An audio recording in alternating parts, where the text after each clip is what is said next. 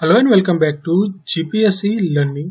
विद्यार्थी मित्रों, आज આપણે આ વિડિયો લેક્ચરમાં આઈસ મેજિક કરંટ અફેર્સના વીક 50 એટલે કે તારીખ 6/12/2020 થી 12/12/2020 સુધીના કરંટ અફેર્સને એમસીક્યુ ક્વિઝના ફોર્મમાં જોવાના છીએ। So without a further due let's start the video. સર્વપ્રથમ ક્વેશ્ચનની વાત કરવામાં આવે તો નાગરિક સંરક્ષણ દિન ક્યારે ઉજવવામાં આવે છે? તો કે વિકલ્પ સી આવશે 6 ડિસેમ્બરના રોજ। રોબોટ દ્વારા ગટર મેનહોલ સફાઈનો પ્રારંભ ગુજરાતમાં કયા શહેરથી થયો હતો? તો વિકલ્પ ડી સુરત। કૃત્રિમ સૂર્ય તરીકે ઓળખાતું પરમાણુ આધારિત ફ્યુઝન રિએક્ટર તાજેતરમાં કયા દેશમાં શરૂ કરાયું હતું? તો કે વિકલ્પ બી ચીન। માર્જિનલ સ્ટેન્ડિંગ ફેસિલિટી કેન્દ્ર સરકાર દ્વારા કયા વર્ષમાં રજૂ કરવામાં આવી હતી? તો વિકલ્પ પ્રથમ વર્ષ 2011 ને 12માં। નાણાકીય નીતિ સમિતિ એટલે કે એમપીસીની બેઠકો વર્ષમાં કેટલી વાર મળવી જોઈએ? તો વિકલ્પ બી આવશે ઓછામાં ઓછી 4 વખત। નાણાકીય નીતિ સમિતિ એટલે કે એમપીસીમાં કેટલા સભ્યોનો સમાવેશ થાય છે? તો વિકલ્પ ડી આવશે 6। ભસન 4 આઇસલેન્ડ કયા દેશનો ટાપુ છે? તો વિકલ્પ પ્રથમ બાંગ્લાદેશ। નીચેના પૈકી કયો હાઇડ્રોપાવર પ્રોજેક્ટ ચીન પાકિસ્તાન ઇકોનોમિક કોરિડોર એટલે કે સીપેક અંતર્ગત વિકસાવવામાં આવશે નહીં? તો કે વિકલ્પ ડી ચકોથી હટિયાન। બરાબર, એના સિવાયના ત્રણ વિકસાવવામાં આવનાર છે। કયા કયા છે? કોહલા, આઝાદ પટન અને કરોટ। આગળ છે સૈન્યમાં લશ્કરી કામગીરી અને રચનાત્મક યોજના માટે પ્રથમ ડેપ્યુટી ચીફ તરીકે કોણ આવશે? તો વિકલ્પ ડી શ્રી પરમજીત સિંહ। આગળનો ક્વેશ્ચન છે કે આંતરરાષ્ટ્રીય નાગરિક ઉડ્ડયન દિવસની ઉજવણી ક્યારે કરવામાં આવે છે? તો વિકલ્પ બી 7 ડિસેમ્બર। સશસ્ત્ર સેના ધ્વજ દિવસની ઉજવણી ક્યારે કરવામાં આવે છે? તો વિકલ્પ બી આવશે 7 ડિસેમ્બર। સહસંરક્ષણ પ્રધાન શ્રી રાજનાથસિંહે તાજેતરમાં કયા મહિનાને ગૌરવ માહ તરીકે ઉજવવાની જાહેરાત કરી હતી? વિકલ્પ ડી ડિસેમ્બર। ફ્લેગ ડે ફંડની સ્થાપના કઈ સમિતિ દ્વારા કરવામાં આવી હતી? વિકલ્પ સી બળદેવસિંહ સમિતિ। તાજેતરમાં આરબીઆઈ દ્વારા લિક્વિડિટી એડજસ્ટમેન્ટ ફેસિલિટી એલએએફને કઈ બેંકોમાં વધારવાનો નિર્ણય કરવામાં આવ્યો હતો? તો વિકલ્પ સી રિજનલ રૂરલ બેંક।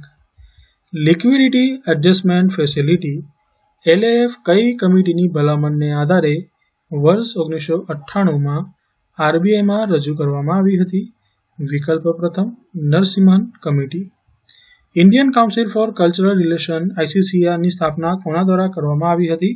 તો વિકલ્પ ડી આવશે શ્રી મૌલાના અબુલ કલામ આઝાદ। તેઓ દ્વારા આની સ્થાપના કરવામાં આવી હતી। આગળ છે તાજેતરમાં 10 આકાશ મિસાઇલોનું ભારતીય વાયુસેના દ્વારા પરીક્ષણ ક્યાં કરવામાં આવ્યું હતું?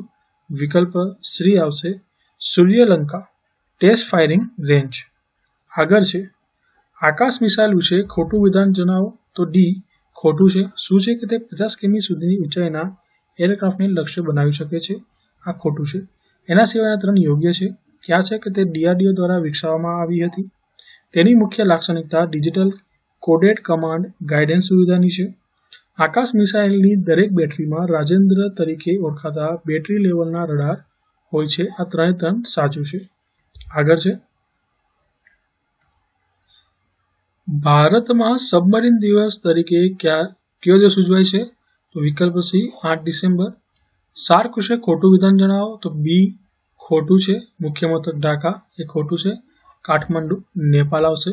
સ્થાપના હતી 1985માં। કુલ દેશોની સભ્ય સંખ્યા 8 છે અને આ સંગઠનમાં છેલ્લો જોડાયેલો દેશ અફઘાનિસ્તાન છે। બરાબર, આગળ છે આગ્રા મેટ્રો પ્રોજેક્ટના નિર્માણ કાર્યનું ઉદ્ઘાટન તાજેતરમાં કોના દ્વારા કરવામાં આવ્યું હતું? તો કે વિકલ્પ ડી પીએમ દ્વારા। આગળ છે નીચેનામાંથી ખોટું વિધાન જણાવવાનું છે। તો વિધાન સી ખોટું છે કે આઈઆઈપીમાં 6 કોર ઉદ્યોગનો સમાવેશ થાય છે। 6 અથવા તો 8 કોર ઉદ્યોગનો સમાવેશ થાય છે। એની સિવાયના બી અને ડી યોગ્ય છે। વાંચી લઈએ તો ડબ્લ્યુપીઆઈની ગણતરી department four promotion of industry and internal trade વિભાગ હેઠળ કાર્યરત આર્થિક સલાહકારની કચેરી દ્વારા કરવામાં આવે છે.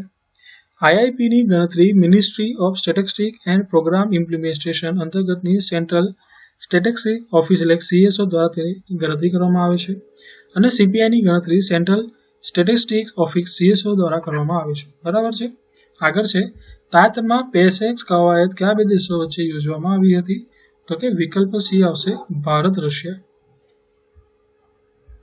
આગળનો ક્વેશ્ચન છે ઇન્દ્ર નામની દ્વિવાર્ષિક કવાયત ભારત અને રશિયા વચ્ચે કયા વર્ષથી શરૂ કરવામાં આવી હતી? તો કે વિકલ્પ B આવશે વર્ષ 2003 થી. આગળનો ક્વેશ્ચન છે સ્વચ્છ ઉર્જા પહેલને પ્રોત્સાહન આપવા માટે ભારતે ધ નેશનલ ક્લીન એનર્જી ફંડની શરૂઆત કયા વર્ષે કરી હતી? તો વિકલ્પ D આવશે વર્ષ 2010માં. આગળ છે તાજેતરમાં કયા રાજ્ય દ્વારા બાળ અશ્લીલતાને શોધી કાઢવા માટે ક્રોલર ટ્રેસ અને ઓપરેશન બ્લેકફેસ શરૂ કરાયું હતું? તો આ છે વિકલ્પ પ્રથમ મહારાષ્ટ્ર રાજ્ય દ્વારા. આગળના ક્વેશ્ચનની વાત કરીએ તો આંતરરાષ્ટ્રીય ભ્રષ્ટાચાર વિરોધી દિનની ઉજવણી ક્યારે કરવામાં આવે છે? વિકલ્પ પ્રથમ 9 ડિસેમ્બરે. આ વર્ષની થીમ શું હતી? તો કે રિકવર વિથ ઇન્ટિગ્રિટી.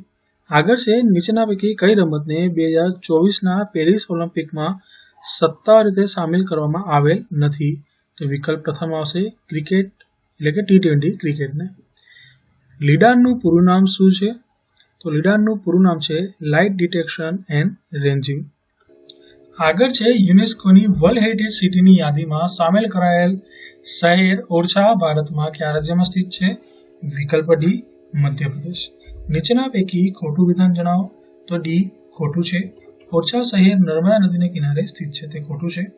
એના સિવાયના 3 યોગ્ય છે. શું છે? તો કે UN investment promotion award invest ઇન્ડિયાને એનાયત થયું છે. UNCTADની સ્થાપના 1964માં થઈ હતી. ઇન્વેસ્ટ ઇન્ડિયા ભારતની રાષ્ટ્રીય રોકાણ પ્રોત્સાહન અને સુવિધા એજન્સી છે. અને રહી વાત ઓરછા શહેરની તો નર્મદા નહીં બેતવા નદીના કિનારે આવેલું છે. બરાબર છે. આગળ વધીએ. આર્ટિફિશિયલ ઇન્ટેલિજન્સ પર બેચલર ઓફ ટેકનોલોજીનો કોર્સ સૌપ્રથમ ભારતમાં કઈ સંસ્થાએ શરૂ કર્યો હતો? તો રાઈટ આન્સર આવશે વિકલ્પ B IIT હૈદરાબાદ. આગળ છે ભારતે સાયબર સિક્યોરિટી પોલિસી કયા વર્ષે શરૂ કરી હતી? તો વિકલ્પ C આવશે વર્ષ 2013માં. આગળ વધીએ તો આંતરરાષ્ટ્રીય માનવ અધિકાર દિવસની ઉજવણી ક્યારે કરવામાં આવે છે? વિકલ્પ B 10 ડિસેમ્બરે. ભારતમાં માનવ અધિકાર પંચની સ્થાપના ક્યારે કરવામાં આવી હતી? વિકલ્પ D 12 ઓક્ટોબર 1993. આંતરરાષ્ટ્રીય માનવ અધિકાર દિવસના વર્ષ 2020ની થીમ જણાવો. તો જણાવવામાં આવે છે આની રાઇટ થીમ વિકલ્પ D recover better stand up for human rights. Gujarat state human rights કમિશનની રચના કયા વર્ષમાં કરવામાં આવી હતી? તો વિકલ્પ D આવશે 2006માં. તાજેતરમાં ક્રિકેટર પાર્થિવ પટેલે ક્રિકેટમાંથી નિવૃત્તિ લીધી હતી. પાર્થિવ પટેલની કેપ્ટનશીપ હેઠળ ગુજરાત કયા વર્ષમાં રણજી ટ્રોફીમાં ચેમ્પિયન બન્યું હતું? તો વિકલ્પ B વર્ષ 2017માં. PM વાની યોજના અંતર્ગત ભારતમાં શું વધારવામાં મદદ મળશે? તો કે વિકલ્પ પ્રથમ વ્યાપક વાઈફાઈ નેટવર્ક.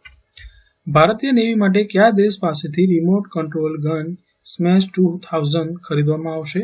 વિકલ્પ B ઇઝરાયલ.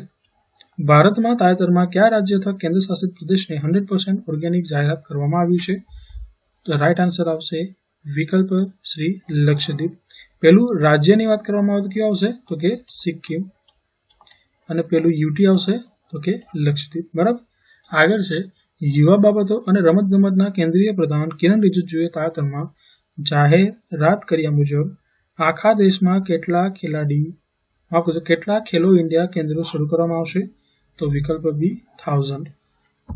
આગળ છે તાજેતરમાં ભારતમાં 5G NR સાધનોનું ઉત્પાદન શરૂ કરનાર કઈ પ્રથમ કંપની બની? તો વિકલ્પ D નોકિયા. આગળનો ક્વેશ્ચન છે આંતરરાષ્ટ્રીય પર્વત દિવસની ઉજવણી ક્યારે કરવામાં આવે છે? વિકલ્પ B 11 ડિસેમ્બર. આંતરરાષ્ટ્રીય પર્વત દિવસની 2020ની થીમ શું છે? તો વિકલ્પ C માઉન્ટેન બાયોડાયવર્સિટી. નીચેનામાંથી કયું ઉપનામ ડોક્ટર હસુ યાજ્ઞિકનું નથી? તો વિકલ્પ D વસંત. પુષ્પધનવા શ્રીધર અને ઉપમન્યુ તેમના ઉપનામોમાંના એક છે. આગળ વધીએ તો સેન્ટ્રલ વિસ્ટા પ્રોજેક્ટ અંતર્ગત નિર્માણ પામનાર નવા સંસદ ભવનનો આકાર કેવો હશે? તો કે વિકલ્પ પ્રથમ ત્રિકોણ. નવા સંસદ ભવનની ડિઝાઇન તૈયાર કરનાર કંપની HCP મેનેજમેન્ટ ગુજરાતના કયા શહેર સાથે સંકળાયેલ છે? તો વિકલ્પ સી અમદાવાદ. વર્તમાન સંસદ ભવનનું ઉદ્ઘાટન તત્કાલીન સમયે કોના દ્વારા કરવામાં આવ્યું હતું? વિકલ્પ બી લોર્ડ ઇરવિન. પ્રજા ફાઉન્ડેશન દ્વારા તાજેતરમાં જારી કરવામાં આવેલા અર્બન ગવર્નન્સ ઇન્ડેક્સ મુજબ કયું રાજ્ય ટોચ પર રહ્યું? વિકલ્પ ડી ઓડિશા. પ્રજા ફાઉન્ડેશન દ્વારા તાજેતરમાં જારી કરવામાં આવેલા અર્બન ગવર્નન્સ ઇન્ડેક્સમાં કેટલા પરિમાણોનો ઉપયોગ કરવામાં આવ્યો હતો? વિકલ્પ સી 42. પ્રવાસી ભારતીય દિવસ વિશે ખોટા વિધાન જણાવવાના છે. તો વિકલ્પ સી એ ખોટું છે. શું છે? તો કે પ્રવાસી ભારતીય દિવસની ઉજવણીનું આયોજન પ્રવાસન મંત્રાલય દ્વારા કરવામાં આવે છે, તે ખોટું છે. આ દિવસની ઉજવણી વિદેશ મંત્રાલય તથા નોર્થ ઇસ્ટ મિનિસ્ટ્રી દ્વારા કરવામાં આવે છે. બરાબર, નોર્થ ઇસ્ટના ડેવલપમેન્ટ મિનિસ્ટ્રી દ્વારા. બરાબર, એના સિવાયના જે છે એ યોગ્ય છે. શું છે? તો કે આ દિવસની ઉજવણીની ભલામણ LM સિંઘવી સાહેબે કરી હતી. પ્રવાસી ભારતીય દિવસની ઉજવણી 9 જાન્યુઆરીએ કરવામાં આવે છે. બિન નિવાસી ભારતીય દ્વારા દેશના વિકાસમાં આપેલા યોગદાનને યાદ કરવા આ દિવસની ઉજવણી કરવામાં આવે છે. આ એટલે કે A, B, C અને D યોગ્ય છે અને આનું આયોજન વિદેશ મંત્રાલય અને નોર્થ ઇસ્ટ ડેવલપમેન્ટ મિનિસ્ટ્રી દ્વારા કરવામાં આવે છે. એટલું તમારે ધ્યાનમાં લેવાનું. આગળનો ક્વેશ્ચન છે કે આંતરરાષ્ટ્રીય યુનિવર્સિટી હેલ્થ કવરેજ દિવસની ઉજવણી ક્યારે કરવામાં આવે છે? તો વિકલ્પ પ્રથમ આવશે 12 ડિસેમ્બર. અને આ દિવસની થીમ શું હતી આ વર્ષે? તો કે health for all, protect everyone. આગળનો ક્વેશ્ચન છે કે શ્રી સરદાર વલ્લભભાઈ પટેલે દેશની આઝાદી બાદ 562 દેશી રજવાડાઓનું ભારતમાં વિલીનીકરણ કરવામાં અગત્યની ભૂમિકા ભજવી હતી. તાજેતરમાં ગુજરાતના મુખ્યમંત્રીએ કઈ જગ્યાએ આ રજવાડાઓના ઇતિહાસની ગાથા મ્યુઝિયમમાં મૂકવાની જાહેરાત કરી હતી? વિકલ્પ સી આવશે સ્ટેચ્યુ ઓફ યુનિટી. ચાબાર બંદર દ્વારા કનેક્ટિવિટીને પ્રોત્સાહન આપવા ઉઝબેક પ્રસ્તાવ 3 દેશો વચ્ચે થયો હતો. નીચેના પૈકી તેમાં કયા દેશનો સમાવેશ થતો નથી? તો વિકલ્પ ડી આવશે ઇરાક. ઇરાક સિવાય બીજા ક્યાં છે? તો કે ઈરાન, ભારત અને ઉઝબેકિસ્તાન.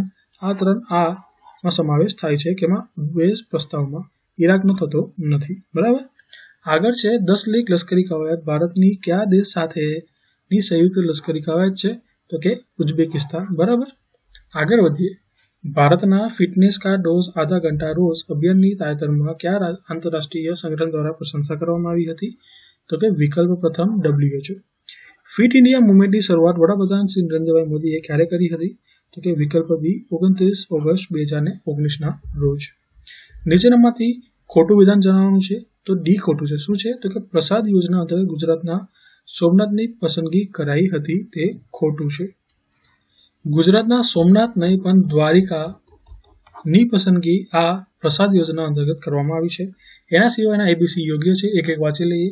તો કે association of Buddhist tour operator ABTO આંતરરાષ્ટ્રીય સંમેલનનું ઉદ્ઘાટન તાજેતરમાં નવી દિલ્હી ખાતે થયું હતું. પ્રસાદ યોજના વર્ષ 2015માં શરૂ કરવામાં આવી હતી. પ્રસાદ યોજના અંતર્ગત 12 સ્થળોની પસંદગી કરવામાં આવી છે. બરાબર છે.